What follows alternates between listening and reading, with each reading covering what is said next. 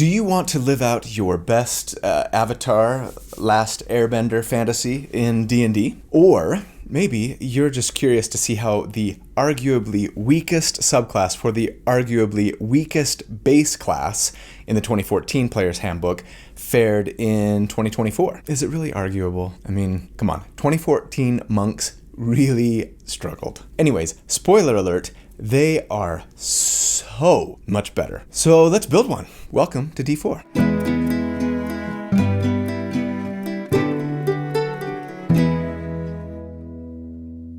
Hey everybody, so here at D4, each week I take a deep dive into specific character builds for my favorite role-playing games. I like to crunch numbers about them, theorycraft about them, not so that I can tell you the right way or the best way to play a character, but to explore one potential way to build a character in the hopes of creating something that's both really powerful, yes, but also really fun to play. So if you also enjoy creating characters for your favorite role-playing games, or if you just like to theorycraft about them, or if you're looking for tips or ideas on how to build something that you're thinking about playing, then welcome home. This is where you belong, and I'm really glad you're here, so thanks for watching. My name's Colby. Right, if I had to give an award to Most Improved Class for 2024 versus 2014 D&D 5e, right, it would, without a doubt, go to the Monk. Say what you will about the version of the class that we've had for the past 10 years, but I think most people who think a lot about mechanics and game balance would argue that monks were the most disadvantaged class under the old rules,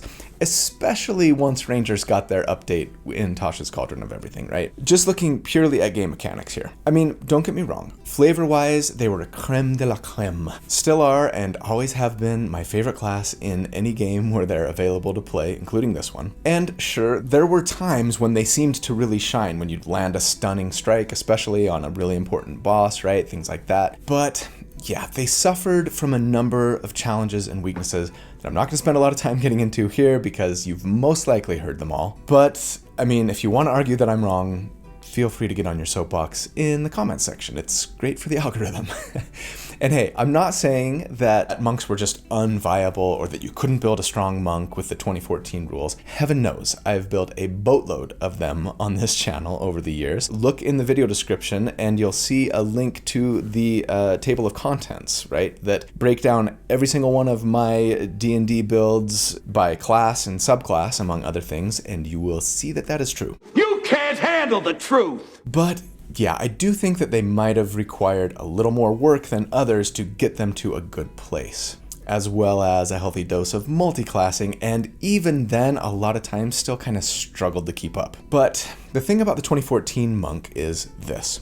While they were probably the weakest base class in-game, what really kind of put a nail in their mechanical coffin was that the subclasses often left a lot to be desired too. Sure, you could find fun and cool and even powerful ways to build around some of them, but others felt like a Herculean effort to do so. Personally, I think the Sun Soul Monk was probably the most undertuned of all of them. It didn't stop me from trying to build one, but the one that most people griped about and was sort of like most famous for being undertuned, even according to a poll I myself conducted on my channel a while ago, it looked like this, was the Way of the Four Elements Monk. I did a video for them here as well that, you know what, it worked out pretty well, I think, fairly okay, but generally, while the concept of this Avatar-like elemental master to fulfill your greatest Last Airbender fantasy was so cool. Yeah, the subclass just had a lot of hurdles, and in practice, the reality just didn't quite live up to the fantasy, I think, at least, again, mechanically. Enter the 2024 Player's Handbook, where not only did the monk base class get a ton of love on almost every front, damage, utility, survivability, but most of the subclasses got a lot of love as well, and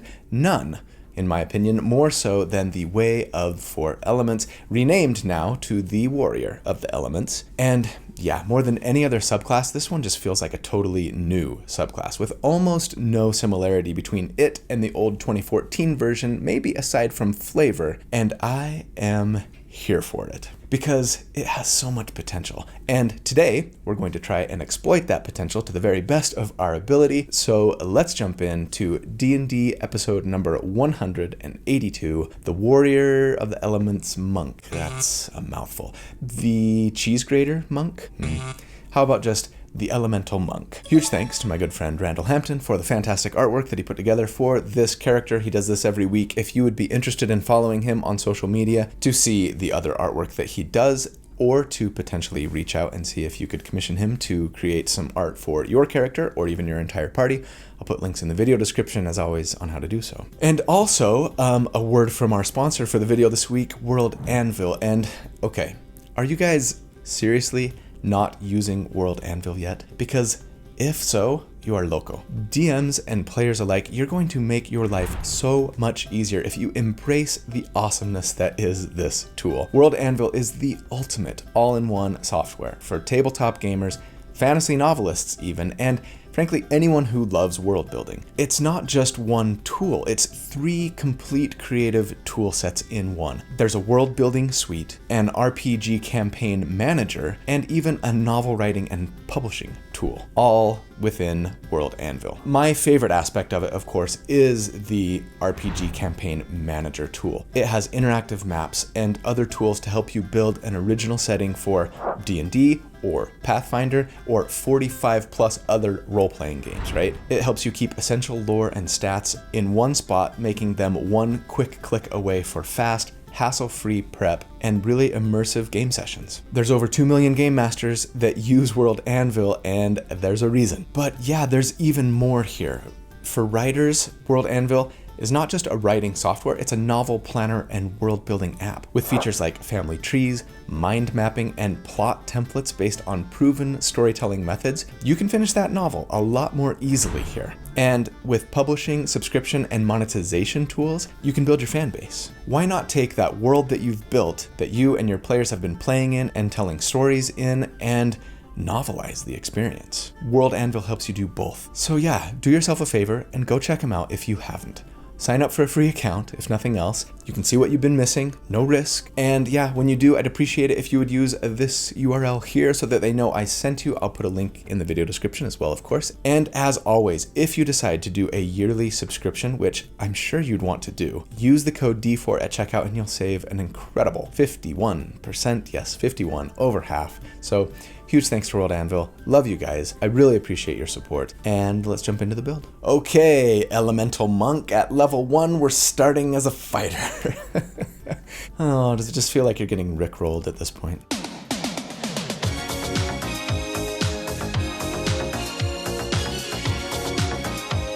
Do we really have to start fighter? Absolutely not. If you have someone in your party that is a druid or a ranger, then almost definitely not, as I will discuss later on. Or, I mean, if you just don't want to, or you can't at your table multiclass for whatever reason, that's fine, you'll be fine. Since I don't know who else is going to be in your party, I don't know the rules at your table, I always try to do these builds to be as self-sufficient as possible, and for that reason, we're going to be concentrating on a spell to get the most out of our Elemental Monk features, and as always, if you're going to be concentrating on a spell, it's just a really good idea to start at level 1 in a class that has Constitution saving throw proficiency, right? Sure, you could go Sorcerer or Artificer instead for that, but that would make us more multiple ability score dependent, mad, and you just get so much from Fighter that we love. And not just the new and amazing weapon masteries, though that's part of it. If that were the main thing we wanted from Fighter, then sure, I'd say start Ranger instead. That way we'd grab some spells right at level 1, and spells are awesome. Feel free to go that route instead if you want, but we want more than just weapon masteries. The aforementioned Constitution saving throw proficiency, especially to help out our concentration checks,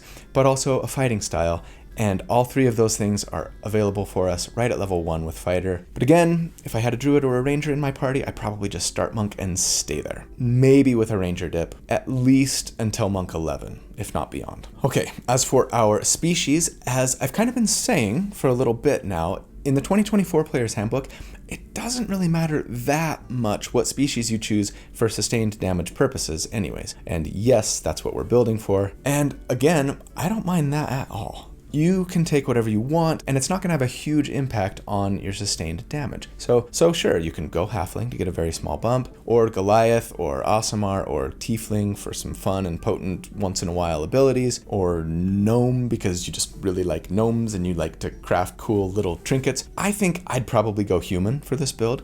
They get Heroic Inspiration at the beginning of every day. If they don't have it, that's nice. Heroic Inspiration's really good. An extra skill proficiency, and then, best of all, I think, an extra Origin feat in addition to the one granted by your background. And since there's one Origin feat that we really want for this build, and plenty of others that would be nice to have as well, sure, let's get 2 of them. For our background, as always, I'm going to say go with custom or like an older background from an older book. If either is allowed at your table, that's going to give you ultimate flexibility for your build and your backstory and let you choose the ability score bumps that you want, the origin feat that you want. But if you can't do that, I'd probably take Sailor here. If you didn't want your character to be a sailor, sorry, that's the best one for us mechanically. Maybe write your whole backstory without any sailing in it and then just throw in like oh yeah, and once when I was 16, I spent a summer on a fishing boat to make some money line if you need to, right? But Sailor is nice because not only does it let us bump our dexterity and our wisdom, which we really want, but it also gives us the Tavern Brawler feat, which is our most important feat for this build. And yeah, sure, the nice thing about being human, right, is you could take a different background if you wanted that might mesh with your actual backstory a little better and then still pick up Tavern Brawler even if your background didn't give that to you. Tavern Brawler got vastly improved over the 2014 version. It now lets us use a D4 for our unarmed strikes and gives us proficiency with improvised weapons, neither of which we really care about all that much. But what we do care about is that it lets us re-roll our ones for unarmed strike damage, a small bump, but we'll take it, and says that when we hit a creature with an unarmed strike on our turn, we can deal damage to them and push them 5 feet. Once per turn. We're gonna love that a little later. Let the pushing begin. As for the second origin feat we get for being human, assuming we went sailor, I'd probably take alert for initiative purposes, I think, but there are plenty of great options. Musician, tough, magic initiate, etc. Feel free to pick your favorite. As for ability scores, I assume that we go point by as always and say let's take a 15 dexterity and then +2, a 14 constitution, and then a 15 wisdom +1. As for equipment, I'm gonna say grab a short sword, a scimitar, and scale mail. Dual wielding again. Yeah, again, this isn't strictly necessary, but it will be a damage bump for us by our level 6 damage report, regardless of whether or not we've got a druid or a ranger friend in the group. Oh, and yeah, if you don't want to grab the scale mail armor, that's fine. We're going to be dumping it next level anyways. But at level 1, it'll be nice to have. As a fighter, at level 1, we get a fighting style, and I'm going to want to take 2-weapon fighting here, of course, so that we can add our ability score modifier in damage to our offhand light weapon attacks. And then, yes, we get weapon masteries. We get 3 of them. I want to make sure 2 of those, of course, are for the short sword so that we can get Vex mastery, right, letting us have advantage on our next attack if we hit with the Vex weapon first, and then scimitar to pick up Nick so that we can make that offhand attack as an action instead of a bonus action. And yeah, everyone, monks might actually benefit more from these weapon masteries than just about any other character in the game, thanks to our already weaponized bonus action that we get inherently, right? It's a bit of a shame then, I think, that monks don't get weapon masteries inherently, forcing this multi-class dip, right? Or of course, you could take a feat for it, but I guess you could argue that we get weapon masteries with our fists, since we get to do so many more cool things with them. Anyways, this is really, really good for us. Finally, at Fighter 1, we get Second Wind, which lets us heal ourselves as a bonus action twice per day, but then recovering a use of it on a short rest. But at level 2, that scale mail is starting to chafe. We're feeling a call to let go of our worldly possessions, return to the simplicity of the natural world, and hone our bodies and minds to be at one with the multiverse, because yes, we're taking monk levels now. And so at monk 1, we get unarmored defense, which makes our armor class equal to 10 plus our dexterity modifier plus our wisdom modifier when we are unarmored and not using a shield, and that would be a 16 for us at this level, which is the same as it was with scale mail, right? Not bad. But more importantly, we get martial arts, which has had some nice changes for 2024. First off, it says that when we are unarmored, unshielded, and wielding nothing more than monk weapons, we can just make an unarmed strike as a bonus action. It no longer can only be done if we take the attack action first, and that's actually a really big deal for monks. We'll see why on this build a little later. What's more, when we make an unarmed strike or attack with a monk weapon, which, by the way, are any simple melee weapons or light martial melee weapons. In the playtest, we could make hand crossbows monk weapons, but that's no longer the case. But anyways, in that case, we can use our martial arts die for the damage, which is a d6 now instead of a d4, like it was in 2014, and yeah, it still scales with monk levels. What's more, we can use our dexterity modifier for the hit and damage, and that means we could actually then use like a hand axe and a dagger or a light hammer, right, for our weapons. Hand axes have Vex, daggers and light hammers have Nick, and they don't need to be finesse weapons for us, and they all will do a d6 of damage because they would be monk weapons, right? So hey, might as well get something that we can throw if need be, right? Like a hand axe and a dagger, or a light hammer, especially if you're sick of scimitars and short swords. Oh, also, with martial arts, we can use dexterity instead of strength when we use the grapple or shove options for our unarmed strikes. Remember, under the 2024 rules, to grapple or shove, it's no longer a contested athletics check. Instead, the enemy makes a strength or dex save against your strength, or for us, dex enhanced DC when you make an unarmed strike, right? I'm not planning on doing a lot of grappling with this build, but there will be plenty of times in game where it would be a good option, so it's nice to be able to do so with our dexterity if need be. At level 3, we would be a monk 2, and that means we get unarmored movement, which says that, again, when we're unarmored and unshielded, we get an extra 10 feet of move speed, very nice, and this scales with monk levels. Vroom vroom. We also get the feature formerly known as Key here, Monk's Focus. Thank goodness they got rid of discipline points. So we get a number of focus points now per monk level that we recover on a short rest, and yes, they can still be used to do 3 things, but they are way better now. First, yes, Flurry of Blows still lets us spend a focus point to make 2 unarmed strikes instead of 1 as a bonus action, but again, it's no longer tied to the attack action. That is awesome. Also, Patient Defense now lets us disengage as a bonus action. No focus required. Woohoo! But if we want to spend a point, we can, and then we get disengage and dodge. Awesome. Similarly, Step of the Wind lets us dash as a bonus action. No points required, but with a point we can disengage and dash. So happy. But perhaps my favorite level 2 change is the new feature, Uncanny Metabolism. This says that once per long rest, when we roll initiative, we can just recover up to our martial arts die in spent focus points. This is going to help so much with our low amount of focus points at low level problem. But you know what my favorite buff at monk level 3 is, which we would be at character level 4 here? Deflect missiles being changed to deflect attacks. Now, when we get hit by any attack roll that does bludgeoning, piercing, or slashing damage, we can use our reaction to reduce the damage by a d10 plus our monk level and dexterity modifier, not just ranged weapon attacks anymore. And yes, we can still spend a focus point if we reduce the damage to 0 to redirect the attack to someone else. If it's ranged, to someone within 60 feet.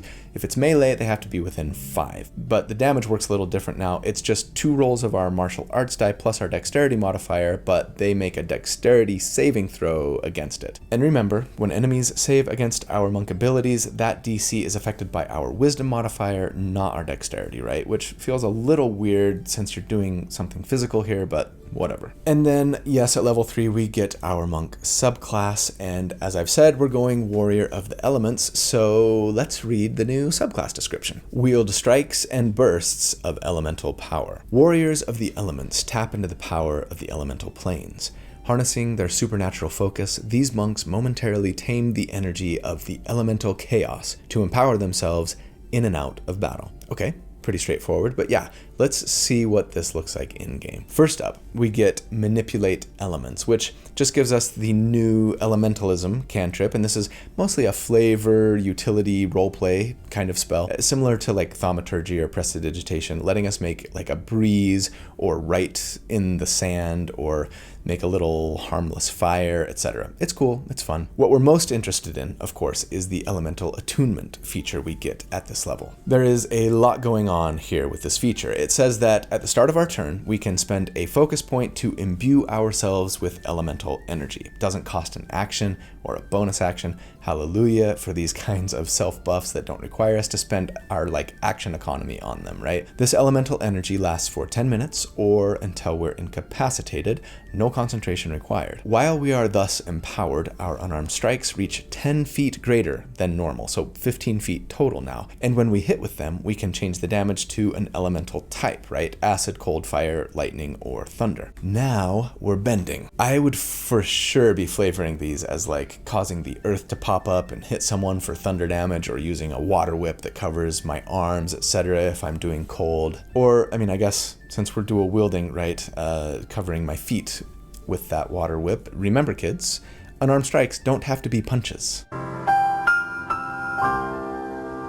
But best of all, when you make an unarmed strike in this way, every single one of them can force an enemy to make a strength saving throw or be pushed or pulled 10 feet away or towards you. Back and forth, back and forth. You know where we're going with this. Okay. Super awesome, so flavorful, so fun. Hopefully you've got something cool on the battlefield that's going to really benefit from your pushing and pulling. If not, we'll do it ourselves. But we need extra attack first. So at level 5, we would be a monk 4, and we get slow fall still. It hasn't changed. Still lets us use our reaction when we fall to reduce damage by 5 times our monk level. So start jumping off buildings now. Yes, for fun. And then we get our first general feat, and we want to take the new and improved Charger feat. Yay for Charger. It lets us bump our dexterity or strength by 1, so we've got a nice even 18 dexterity now, and then says that if we move 10 feet in a straight line towards our enemy before hitting them with a melee attack as part of our action, should be pretty easy for us to do with all of our move speed and the fact that we can be making attacks from 15 feet away. And yes, those unarmed strikes are still melee attacks, right? Then when we hit them, we can do an extra d8 of damage once per turn, or push them up to 10 feet away if they're no more than one size larger than us. Maybe we should have gone Goliath after all, so we could get big, right? And when we're fighting huge enemies. Frost Giant Heritage would let us do a little extra damage and slow them once in a while, which would be amazing for this build later, I think, especially. Keep that in your back pocket as an honorable mention if you don't want to be human. Anyways, we will take the d8 for now, but later we will love that extra 10 feet of pushing power once per turn for sure. Also, when we dash, we can move an extra 10 feet with this feat. So some nice synergy here with how easy it is for us to dash and disengage if need be, right? With Step of the Wind and things. Don't forget that at Monk 5, our martial arts die does scale up to a d8 as well. We're potentially doing a d8 with daggers. So cool. And then at level 6, we would be a monk 5. That means, yes, we get extra attack, so we can make 2 attacks when we take the attack action. And of course, for those of us who are dual wielding light weapons, 1 with the Nick mastery, right? Then 3 attacks with our action. And then we still get Stunning Strike at Monk 5.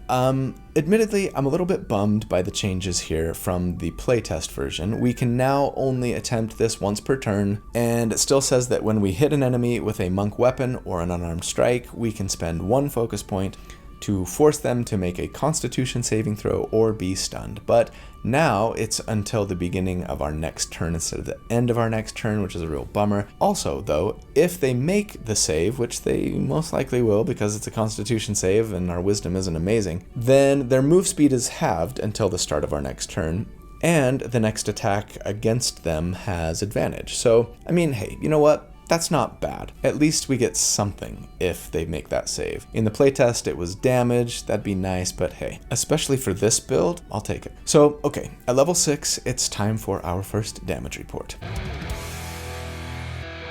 What does combat look like for us at this level? It's fairly simple. On our turn, we would run up to an enemy and make 5 attacks against them. That's right.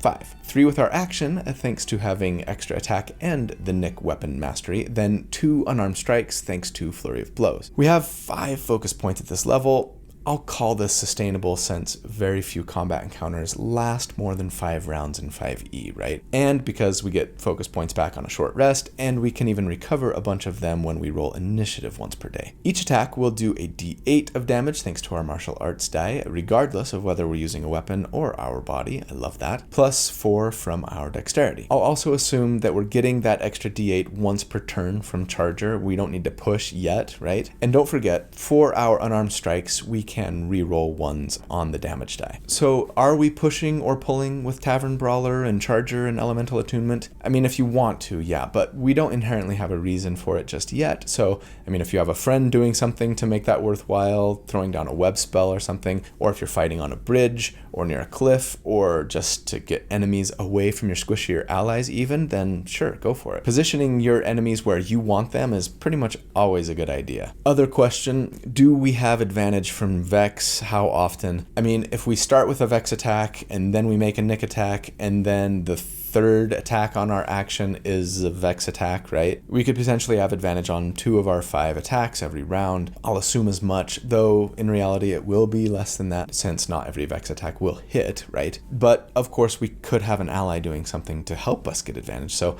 I'm not going to feel too bad about this assumption. Hopefully Ludic Savant will have his new 2024 damage calculator finished soon.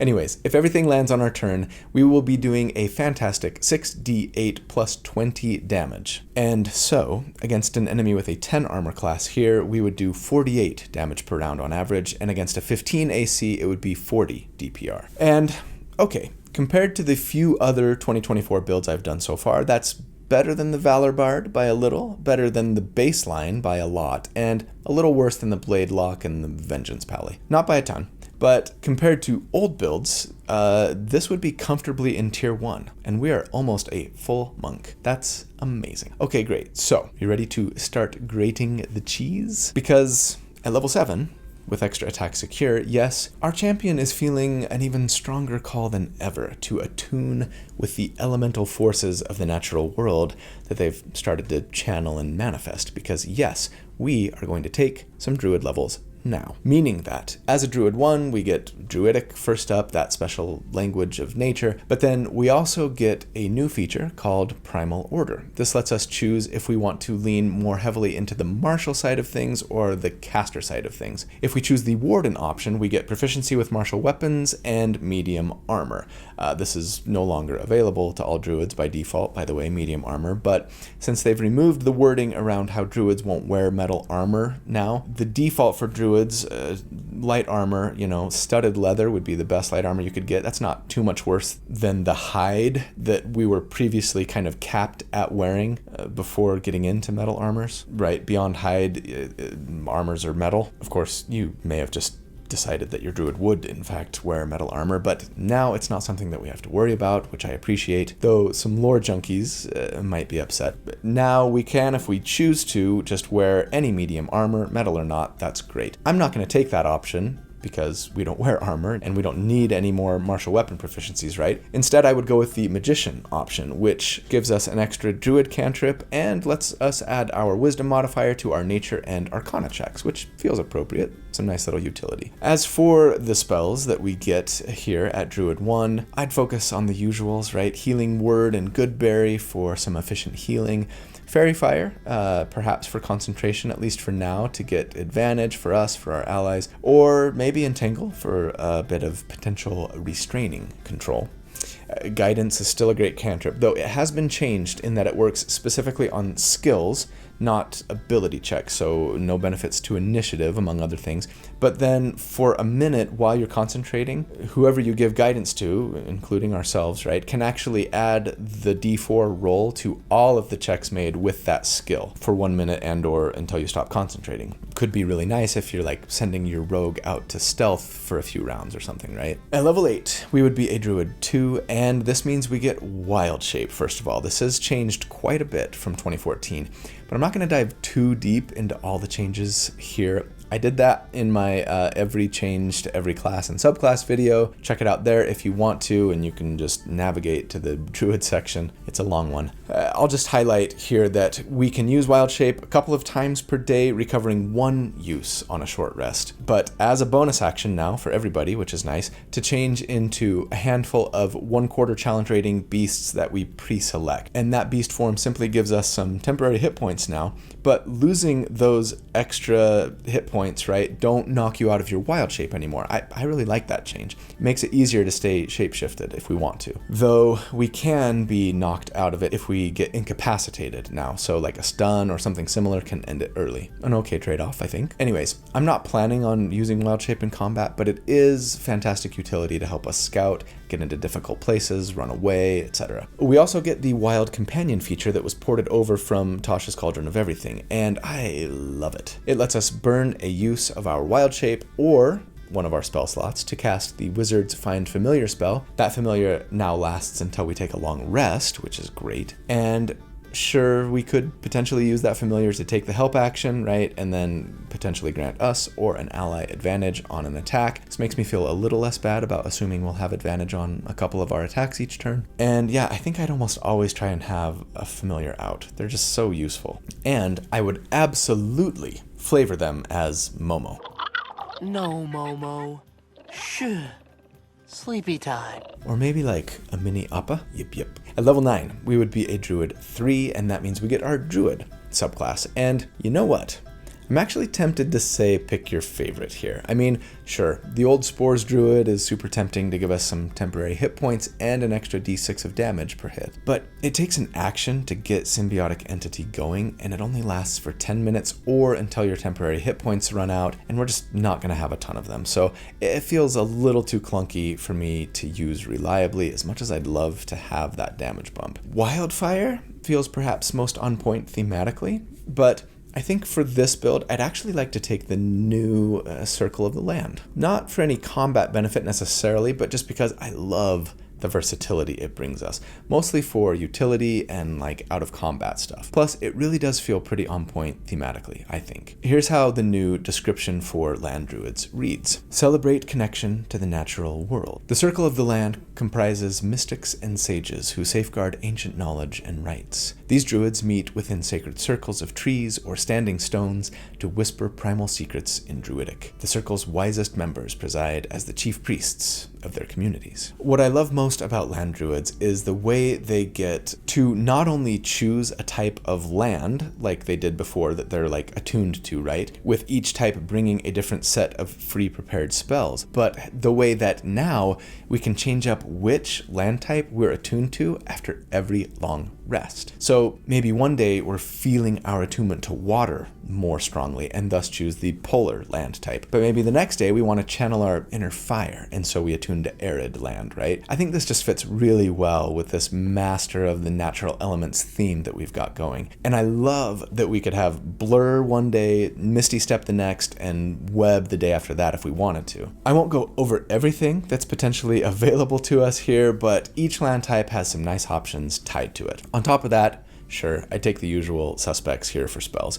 Aid for healing and max hit point buffing, lesser restoration to cleanse conditions, hold person to paralyze, but, of course, the most important spell of all that we've just been salivating over since level 1 is, yes, Spike Growth. A couple of weeks ago, I talked about how Conjure Minor Elementals was just totally overpowered and broken in 2024 rules, right? In that Valor Bard build. And while I still think that that is true, I think you could make a solid argument that Spike Growth is potentially the most problematic spell in the new Player's Handbook.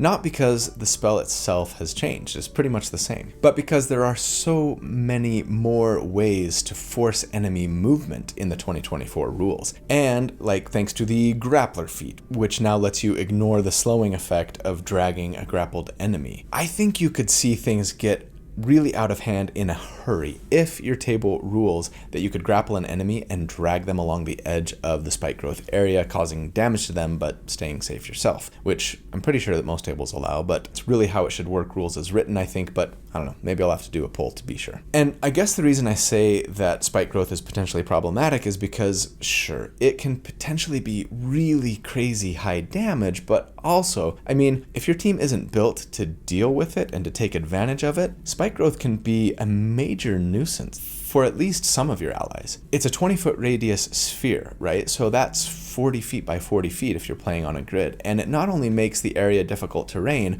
but does 2d4 damage for every 5 feet an enemy moves through it. And no, as there always seems to be someone in the comments making this argument, nothing in the rules state that they only take the damage if they use their own movement here. Though, as with everything, sure, you may decide to rule it that way at your table. But yeah, I mean, this is great for our enemies, right? But if you have melee allies and the target that they want to attack, maybe the only targets available for them to attack are 15 or 20 feet inside of the briar patch, well, they either have to wade in and take the damage themselves or stand on the outside and just throw javelins or something. And that's going to be a big womp womp for them, right? So, as always, with every build you bring to a table, please talk with your friends and your DM about how you plan on building your character and what you want to do with them in combat, especially if there's potential, like there is here, for what you are doing to negatively impact what your friends want to do. Because on the flip side, yeah, if you or someone else is planning on casting spike growth regularly, well, hey, that can be a huge tactical advantage for your entire team if everyone wants to play and build around it, right? Anyways, though we could be grappling and dragging here, we won't be because we don't need to. We got a million ways to push and pull enemies without that, so it is time to start grating that cheese. Oh, but first, quickly, let me just mention that land druids also get the Land's Aid feature here that lets us spend a wild shape use and our action to create a 10-foot radius sphere filled with even more thorns, but also flowers, and enemies in the area take 2d6 necrotic damage on a failed constitution save, while allies heal for 2d6 hit points. Can be a nice, oh shoot, my friend went down and I need some emergency healing in a pinch, especially if doing a little damage to an enemy or two at the same time could be a difference maker, right? Okay, we're level 9 and it is time for our next damage report, and a lot has changed for us since last check. So, here's what combat would ideally look like for us now. On round 1, we would turn on our elemental attunement and cast spike growth with our action. And how lovely that this would no longer prohibit us from using our bonus action to Flurry of Blows. I love that so much. So yes, we would probably want to put spike growth immediately behind our chosen target, right? Then position ourselves properly and flurry to make 2 unarmed strikes against them from range. With the first one, we would push them 10 feet into spike growth if they fail their strength save against the push, and with the second, pull them 10 feet back towards us. Or potentially just push them 10 feet deeper in if we want to bury them, right? Remember, our unarmed strikes have a range of 15 feet, so this should be fine. In fact, we could even push them 15 feet on that second push, thanks to Tavern Brawler, so probably do that. But then on subsequent rounds, we would basically be finding a target and just kind of grating the cheese back and forth, right? Now, keep in mind that the 2 weapon attacks that we make each turn will not be pushing or pulling them inherently, unless it's the first attack we make on our turn and we have moved 10 feet in a straight line before hitting them, at which point we can push them 10 feet thanks to Charger, even with a weapon attack, right? So yeah, ideally it would look like this. Run up, short sword attack, and push them into spike growth. Attack number 2, for an unarmed strike to pull them back towards you through spike growth. Then scimitar nick attack number 3 for our action, right? That doesn't push them. Then flurry of blows to push them 10 feet in with the first hit and 15 feet in with the next, thanks to Tavern Brawler. Or you could just pull them back to you if you want to keep them close to you for whatever reason. But it seems like against most enemies, melee ones at least, you'd like to kind of keep them deep in the briar patch so they have to wade back out to be effective, yeah. One potentially cool thing that you could do, try to throw a stunning strike on them at the beginning of combat, if you've got the focus points for it anyways. If it works, they auto-fail their strength and dex saves, in addition to being unable to take actions. And all of your attacks will have advantage against them. So that would be amazing. And even if it doesn't work, no worries. They'll have half movement speed and end up in the middle of spike growth. That's difficult terrain, meaning that even if they dash on their turn, they're probably not getting out of it for a couple of rounds. And yes, maybe I'll mention, as others have pointed out, weirdly, the stunned condition doesn't actually keep enemies from moving anymore, rules as written, and the incapacitated condition never did. So they could technically be stunned and move now. But again, if they're stunned, they can't take the dash action, and they're in difficult terrain, so they're still gonna have a really hard time getting out. Anyways, we're having so much fun at this point in our build. Loads of attacks, so much pushing and pulling through the brambles, you are just going to be giggling with glee. When I crunch numbers, I'm gonna assume that enemies are failing their save against that movement 50% of the time. It's gonna be better than that sometimes, of course, but our wisdom modifier is still only a +3, so our DC is only okay, and lots of enemies have decent strength saves, so 50% will be generous against some enemies, right?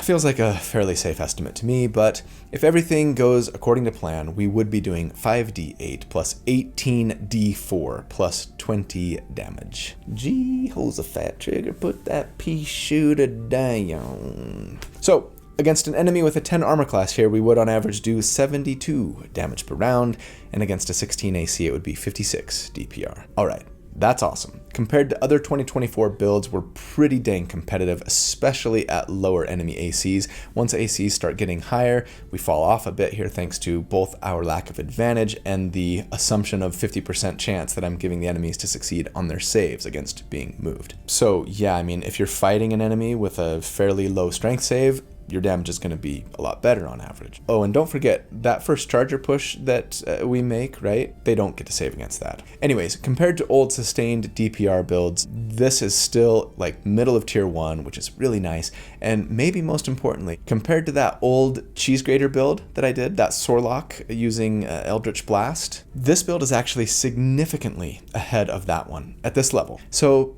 that feels pretty awesome.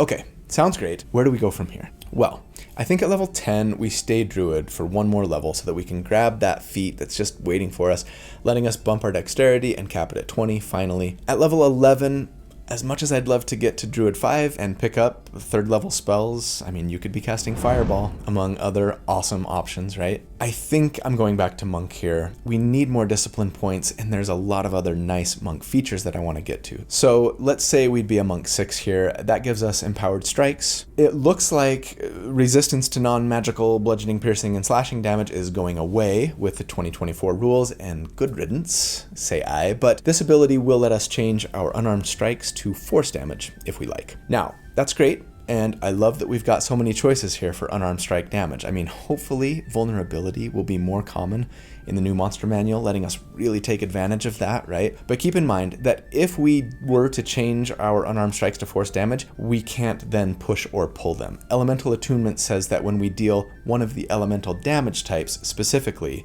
we can do that. So you'd really only want to do force damage if the enemy had a vulnerability to it. Or, I guess, resistance to your other options. In which case, don't cast Spike Growth, of course, because you're no longer going to be able to push and pull them, outside of Charger and Tavern Brawler, I guess. So, maybe it'd still be worth it. Anyways, Warrior of the Element monks also get a feature here at level 6 monk called Elemental Burst, but it's not very good. It costs our action and 2 of our focus points to essentially cast like an underpowered fireball. It's a 20-foot radius sphere still that the enemies make a dex save against, but then the damage is only 3 rolls of our martial arts dice, still a d8, of the elemental damage type of our choice, and then half of that on a save. So sure, if you've got multiple low health enemies to clear out, I mean, go for it. But like you really might be able to be just as effective making multiple attacks against multiple enemies instead. I just don't see us using this feature all that often. At level 12, we would be a Monk 7, and that means we still get evasion, and it's as good as it ever was, letting us take 0 damage on a successful dexterity saving throw and half on a failed one. At level 13, we would be a Monk 8, which gets us another general feat. And as much as I would love to do other things, I think bumping our wisdom is the best choice for us here so we could improve our armor class, our wisdom saves, our perception checks, and of course our monk DC for a higher chance at pushing and pulling and stunning our enemies, right? And this then brings us to our next damage report. Since last check, the biggest bumps to damage that we've seen are just coming from our increased dex and our increased wisdom. Can I increase my assumption on the likelihood of a successful push now that we've got an 18 wisdom? Our DC has gone up by 2 since last check, while the average strength save of monsters from the old monster manual anyways hasn't increased when you look at CR9 to CR13. I'm saying it's 60% now. You can't stop me. I need something here because even though monks got a lot of love in 2024, levels 6 through 9 are still a little bit of a no man's land for damage increases. And spike growth doesn't benefit from upcasting, unlike a lot of spells, right? So okay, under those assumptions, 60% chance to fail their strength save. Against enemies with a 10 armor class, we would on average do 80 damage per round now, and against a 17 AC, it would be a 65 DPR. So yeah, we've plateaued a little here. We've seen a bump, but it's a minor one, putting us below other 2024 builds that I've done thus far, other than the baseline, and kind of like bottom of tier 1, top of tier 2 compared to those old sustained damage dealers, falling behind the original cheese grater even. Dang it. We need a way to make more attacks. Spoiler alert. So at level 14, we would be a monk 9, and that means we get acrobatic movement. This is really the same as it was in 2014, saying that we can move up vertical surfaces and across liquids without falling, but only while we're moving and on our turn, right? After which, if we're still in the middle of the lake, we're gonna fall. So make sure it's a small pond you're running across, yeah? And don't stop in the middle to punch someone or sploosh. Still super cool and flavorful and fun, but not much for us here otherwise at this level other than an additional focus point. But at level 15, we would be a monk 10, and this is the juicy one that was so badly needed for monks, I think. Some continued scaling, right? It basically improves all of our base martial arts abilities. Patient Defense says now that if we spend a focus point, we also get temporary hit points equal to 2 rolls of our martial arts die. When we spend a focus point for Step of the Wind now, it says that we can bring a willing creature, large size or smaller, with us when we move, and they don't provoke opportunity attacks either. That's so great. And then, yes, when we Flurry of Blows, we can make 3 unarmed strikes now instead of 2, putting us up to 6 attacks on our turn. It's so awesome. Makes me sad that we didn't get here until level 15, but we really wanted spike growth, right? Again, if you've got someone in your party casting the spell already, skip Druid altogether and just beeline here, maybe after that fighter dip. We also get self-restoration at this level, which is so much better than the old Stillness of Mind, though we get it a few levels later, but it's better in that we can just straight up remove Charmed, Frightened, or the Poisoned condition on ourselves at the end of our turn. No questions asked, no action required. Oh, and we don't suffer exhaustion from not eating or drinking now. That will be useful in like super hardcore campaigns, right? At level 16, we would be a monk 11, and elemental monks get Stride of the Elements, which just flat out gives us a fly and swim speed equal to our speed while elemental attunement is active. Heck, yes, we are seriously airbending now, and waterbending, I guess. Oh, and by the way, in case you didn't know, we've got a speed of 50 feet at the moment. That's amazing. And our martial arts die gets bumped to a D10 now. Monk 10 and 11 are awesome. At level 17, I mean, so many options. Fighter 2 for Action Surge would be great. Again, Druid 5 for 3rd level spells would be nice. For sustained damage purposes, I think the spreadsheet benefits the most from just going Monk 12, giving us another feat, letting us bump our wisdom up to 20, for all the reasons that I wanted to do it before. I don't think I'm going to raise my assumption on success chance for pushing here, but if I didn't have a 20 wisdom, I might have to lower it back down to 50, right? Challenge rating 17 monsters in the old monster manual anyway have a decent strength save on average. And yeah, I mean, I appreciate that we'll be fighting a lot more than just CR 17 monsters at this level, but I have to base my assumptions on something, right? And so, for our final damage report. Since last check, we have picked up another unarmed strike for potentially more hitting and dragging through spikes. We saw a bump to our martial arts die, we increased our wisdom, and saw a ton of awesome defensive and utility increases as well. And so, against a 10 armor class here, we would on average do 100 even damage per round, and against an 18 AC, it would be 80 DPR. I'm really glad that we broke that century mark, barely, at least against lower enemy ACs, and, you know, on average. Feels good. How does it compare? Well, it's still bottom of the pack for 2024 builds other than against the baseline, and maybe like mid tier 2 compared to 2014 builds. But that's still a really solid place to be, especially with as much awesome monkishness as we have, coupled with some really nice support and utility from Druid. to boot. So let's break it down with some final thoughts here. The tier score for this build, if you take the damage that they do against every enemy armor class at each of the 4 damage reports and just calculate it all into one big number, we end up with a 56, which would put us below other 2024 builds to date, other than the baseline, and in tier 2 compared to other 2014 builds. Oh no, is Monk still bad? Not by a long shot. A few months ago, I did an open hand monk build combined with the Circle of the Sea Druid. I think I'm out of cards, but the thumbnail looks like this. And it outdamaged everything that I've ever done to date. Of course, that was using the old version, the playtest version of Conjure Animals, which has been changed, and then later Conjure Minor Elementals, which we all know is a little OP. But sure, if you can play with Conjure Minor Elementals at your build, then I would probably just stay Druid after Monk 5, so you can get that spell eventually and keep upscaling it. And then your damage is going to be through the roof. Eventually. This build, as we did it, performs exceptionally well damage-wise, up through like levels 9 and 10, around the time that most campaigns end, right?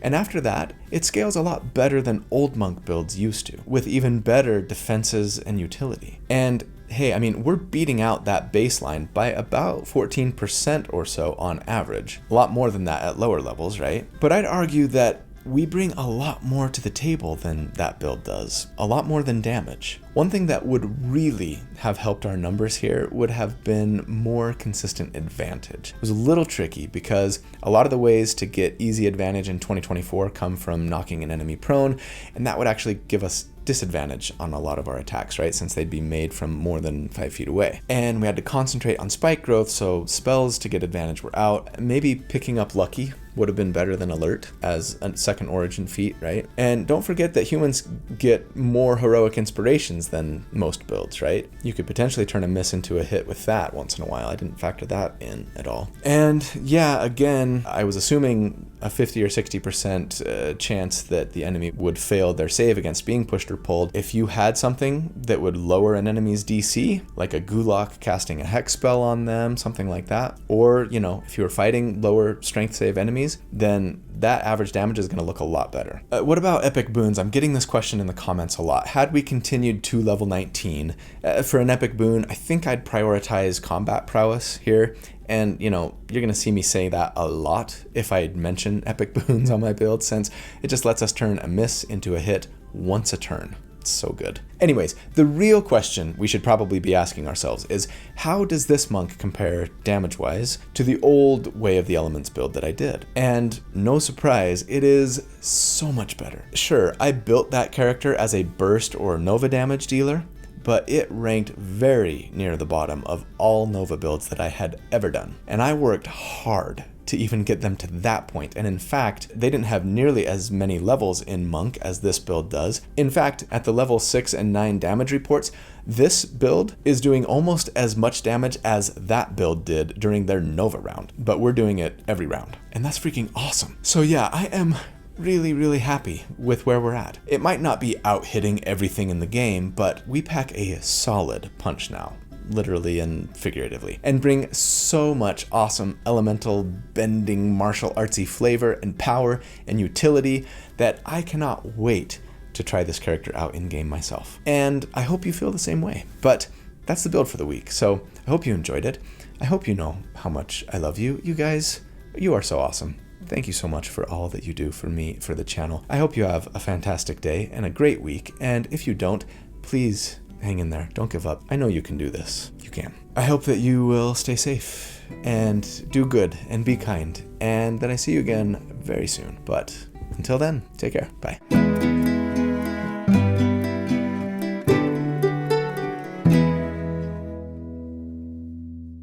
And if you're left in disarray, I'll pick the pieces up and put you together again. Carry on, my son.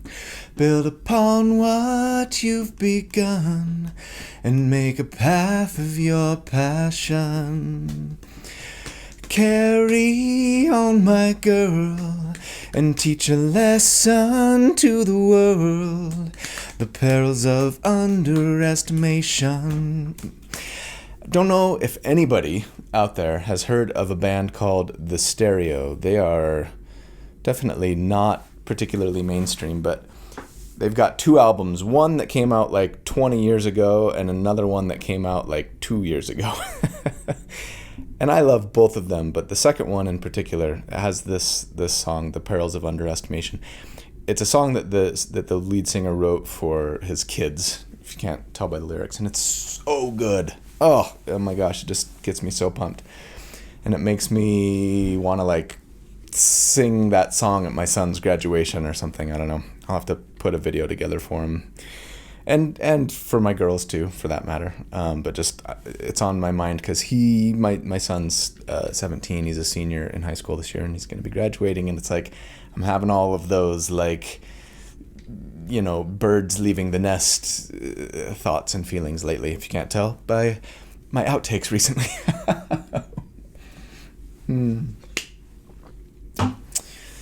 All right. I got the Aang shirt on. I got the avatar. You know what that means. It means it's time for an elemental monk. That's right. Let's do it. Let's just go. Okay. Nope, not the dragon. Not the dragon. Yeah, there you go. But it's like, I want to be able to show a little Aang, and then you just focus on the dragon and shepherd. Whatever. Whatever. Sorry, Dallin. I should have just paused the recording.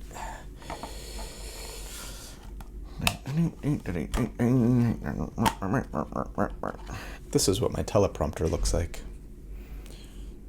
It's a really simple little system, and I like it. And it's pretty effective and efficient and not very expensive. Sometimes it's also annoying when it doesn't work. There we go. Finally, at level wind. Level wind? At level 1, we get second wind. Though some lore monkeys. Not lore monkeys. At levels 6, at the